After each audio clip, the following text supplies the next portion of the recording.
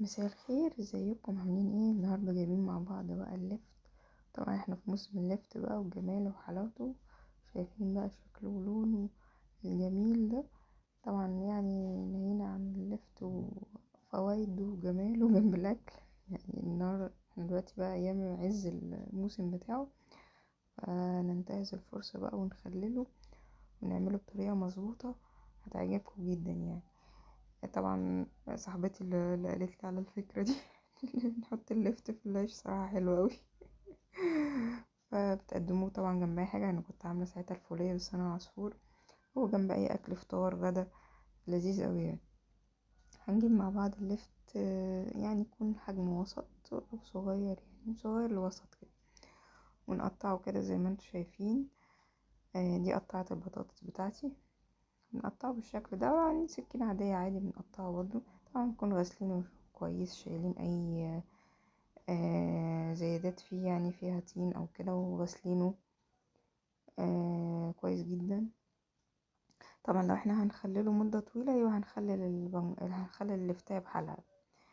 هنا الكمية بتاعتي هرش عليها ملح. ليه بقى؟ وهسيبه ساعة، فهينزل مية وهيخفف حدة الطعم بتاعه، ان هو بيبقى فريش كده، بيبقى فيه طعم حامي قوي. مش عارفة بقى عشان انا جبته في اول الموسم ولا هو ده معتاد بتاع اللفت صراحة.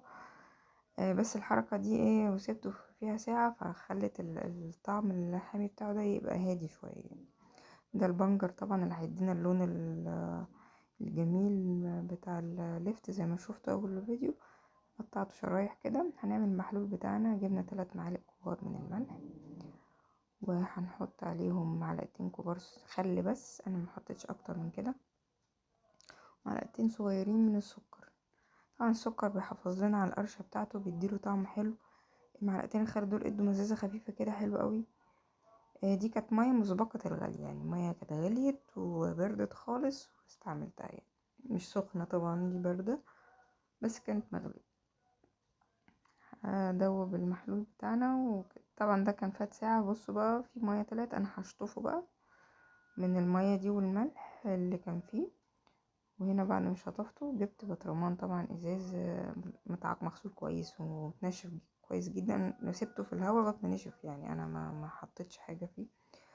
بس بنبدا نرص كده اللفت بتاعنا طبعا زي ما انتم شايفين، ونحط شرايح بنجر ما بين ايه في كل طبقه لفت يعني. البنجر ده الصراحه اداله لون جميل. انا عايزه اقول لكم مثلا قعدت اول 3 ايام اللون شايفاه خفيف، قلت ايه ده، البنجر كان قليل ولا ايه؟